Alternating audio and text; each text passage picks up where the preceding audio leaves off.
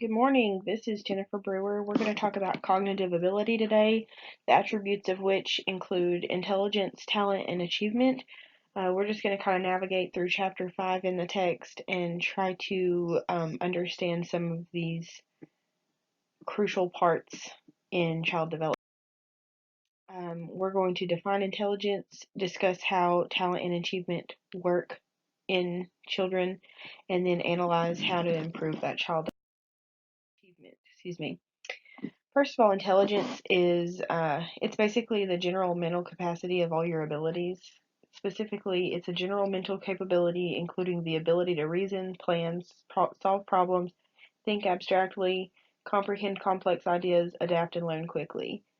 If you've heard book smart versus street smart, intelligence combines all of which. It's not just your academic level of intelligence, it's also how you perceive your surroundings, how you adapt to your surroundings, and how you can comprehend or catch on to your surroundings.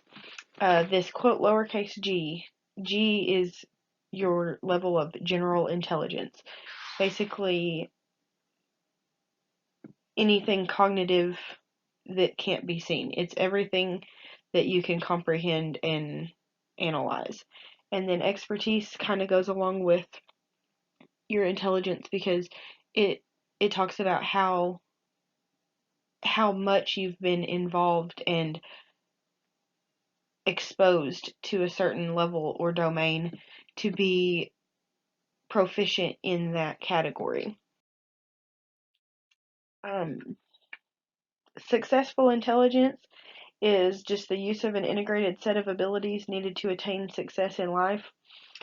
Uh, it's just like within your sociocultural context, just how you need to have successful intelligence. You must be analytical, practical, and creative. You must be able to recognize and define a problem, generate a solution, and then evaluate progress toward a solution. It's measured on your typical intelligence tests, and then the practical is like your street smart. You select things that match your own abilities, and then um, just to go from there. You know what you can and can't do, so that's like your street smarts, and all of that goes into play with your successful intelligence. Your multiple intelligence, it's like your various independent versus domain. So Howard Gardner formulated the theory that there are multiple intelligences, yes, that explain human abilities. He said that there are 8 intelligences that are all independent, meaning that the child could be strong in some attributes of intelligence and not others.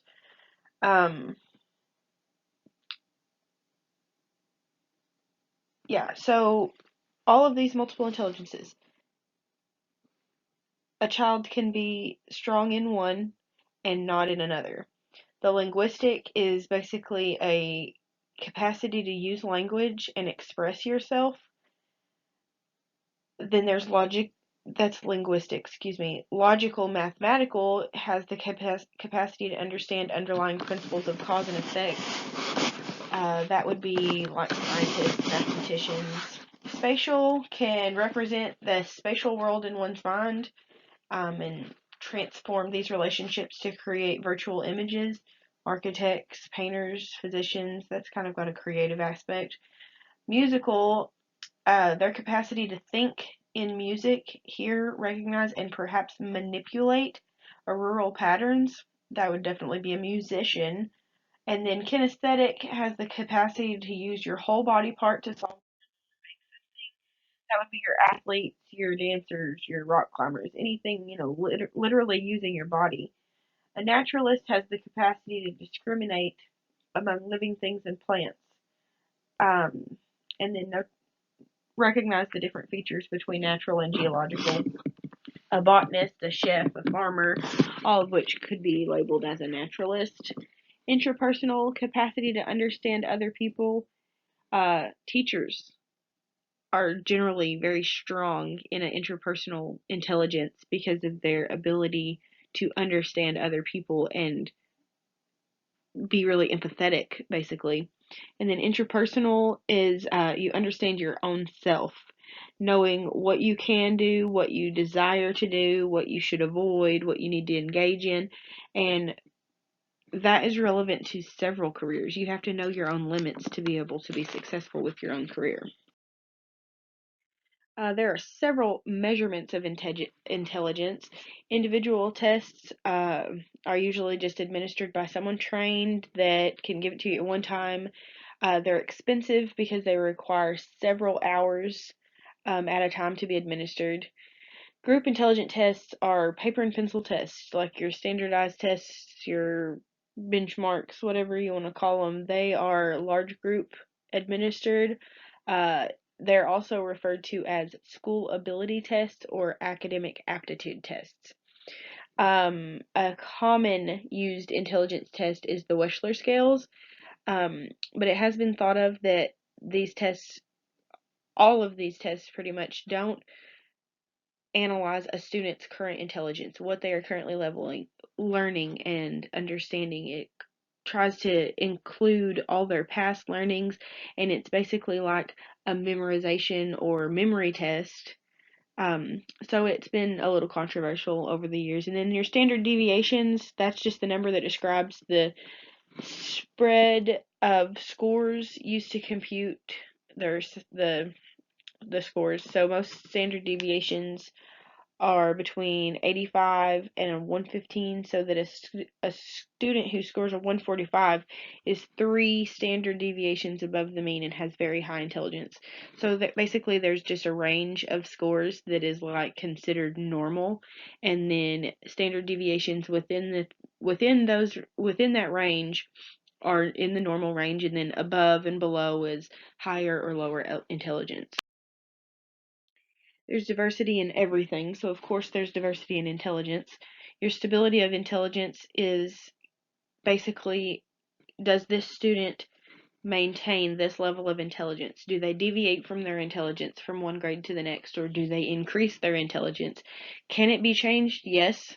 Um, life life happens. Things may cause a student to be falling short and failing to remember some of the things they do, and then these other times the student may be very good on their feet and then like learn more than they've ever learned. So yes, you can, but no, obviously it just depends. But like removing a student from a negative situation could greatly increase their ability to learn. So that's what they're talking about: stability and intelligence. Can it be changed? Individual differences in intelligence, your academic achievement, your life outcomes, all of which go into play for your own self. It doesn't compare to an entire group. It's just you and yourself. Um, your academic achievement, if you have these differences, academic achievement is measured by your tests and your grades, and then your life outcomes is just, do you see that a more intelligent individual is succeeding higher in life after school than one who had a lower intelligence level? Yes, of course. There are different predictions for why these differences occur. That could be a home environment, a socioeconomical status, goes into group diversity, but I think it could also go into individual difference. Your schooling, what what played into how your intelligence was given to you? Did you have a good home life to allow you to learn and develop well through school? Maybe, maybe not. That can play into why your level of intelligence is what it is. And then your group diversity, of course. Gender is always a diversity in everything. Boys score nearly a full standard deviation higher on than girls on tests of spatial ability. That's like mental rotation is measured by tasks like the one depicted in your text. It's just difference in boy and girl.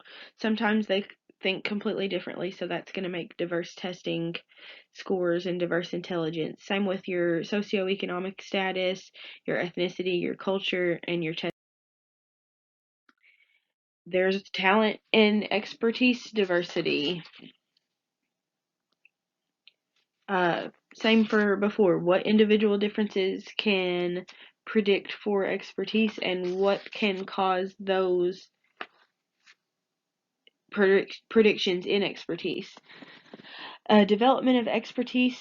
They tend to view ability as caused by practice. Researchers who study talent as an aspect of giftedness tend to view ability as innate.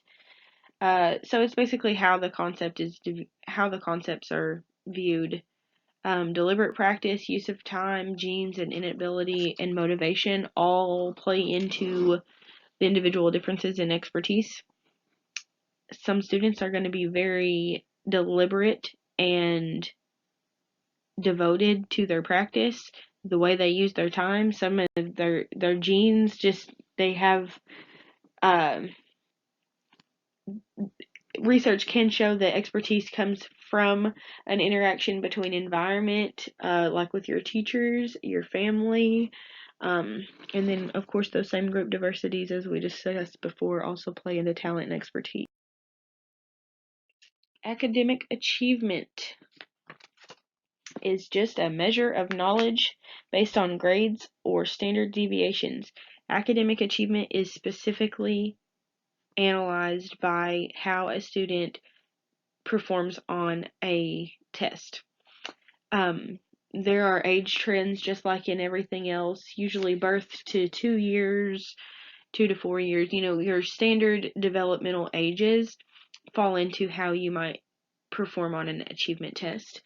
Standardized tests are customized for each grade, so it's hard to show a specific age trend in how the test was given and perceived, but the grades do tend to decline between 6th and 12th grade, like at these major transitions in school. So when a student enters junior high and then into high school, those standardized tests don't show an age trend specifically, but grades can be analyzed with the diversity of those in those transitions. The individual diversities, just like everything we've discussed, there's individual diversities in achievement. Your stability in individual differences in achievement. Can you remember who were the highest or lowest achievers in your first grade? If you stayed in the same school district, then you probably saw the same peers maintaining the same academic status through high school. I know when I was in high school, there was like 5 kids that were like the smartest kids that we ever thought of, and they were right there in that diversity because they had their own little clique, just like we all did. That can cause differences in our social status, our work ethic, everything. And then the group diversity just goes to show, just like everything else, gender, of course, girls tend to earn higher grades than boys at all levels. But they are consistent. Boys are consistent. The female advantage is larger for language courses than for math. Socioeconomic status. Hundreds of studies have shown the average low social economic status children tend to have lower academic achievement. We'll talk about that later in the homework portion, just because how does your socioeconomic status, play into how much you're able to work at home. When you're at school, you have the resources you do, but when you're at home, do you have those specific resources? Maybe not. Ethnicity, of course, is a group diversity, and then cross-national comparison. That, I think, also plays into the resources. Some countries have much higher resources for these standardized test preparations. An article by Ted Chesky was talking about the underrepresentation of ethnicity in standardized tests. A specific aptitude test to get you into college, for example, does not identify race. it does not show this person taking this test was a white American, this person taking this test was an Asian American, this person was a Native American, Black American, so on and so forth. It does not specify your race. It's only your level of intelligence on that test and can you get into this school, so on and so forth. Sheshki was basically insinuating that students who had lower social status in school because of their ethnic diversity didn't have a fair chance at a test that they weren't prepared for, and I just don't know if I agree with that. I mean, I don't know. It's all depends on diversity is everywhere. I think that despite some of these diversities, a student with a higher work ethic and tries to overcome the lack of resources is going to pass a test that they know they need to in order to go to the school that they wish to. But he was basically just saying there needed to be a more level spectrum of testing throughout the diversity, and that these with the lower economic status races should be given a test for their levels. But anyway, the race gaps continue to show throughout the years of all the testing based on, I mean, their living conditions, how they were brought up, how they were raised, the area they were raised in. It all connects to their achievement. Homework. Does homework facilitate achievement? That is an ongoing controversial topic. Teachers are giving more homework in some classes and less in the others, just basically because it's all personal preference and personal opinion. The pro and con website I'm pretty fond of gave 3 pros and cons for homework. Some people say that homework improves achievement. You send homework home, it's going to help them reassess what they've already learned and help them to broaden that learning. Others say that it's harmful to students because they've spent 8 hours in school and then they're going to go home and spend another hour to 2 hours on homework that they don't even feel interested in doing. Some people say that, again, it reinforces that learning and it creates good study habits in children. They'll learn from a young age to make sure and study for all assignments that they know they have coming up. But then some people think that homework is disadvantageous to low-income families. Just like we discussed earlier, some kids go home to a single mother who has to work 3 jobs because she just needs to put food on the table, and she's not home to help with homework after school. These low-income families may not have access to the internet or things to help them get their homework finished, and so that could be disadvantageous to some students. Some say homework allows the parents to really get involved and help with the student study, and others say that there is lack of evidence that homework even helps young children. My opinion of homework is too much can be too harsh, too little could have a negative impact, but just the right amount of homework is going to teach a child diligence, self-control, understanding of how they need to perceive things in order to excel. And parent involvement is good. Sometimes it's terrible that the children don't get the parent involvement just because the parents don't want to, but in another case it's the low income families. So it is all basically just how you want to give. Maybe give some homework, not that much homework, not any homework. I think if I were to have a classroom, I would give homework a couple nights a week just because you don't want to overload them, but you do want to know that they're reinforcing that learning. So homework, again, very controversial, kind of just how you perceive it. There's a lot in this chapter, but I hope that I stumbled through some of the main attributes of cognitive ability, and I hope you all enjoyed it. Thank you very much for listening.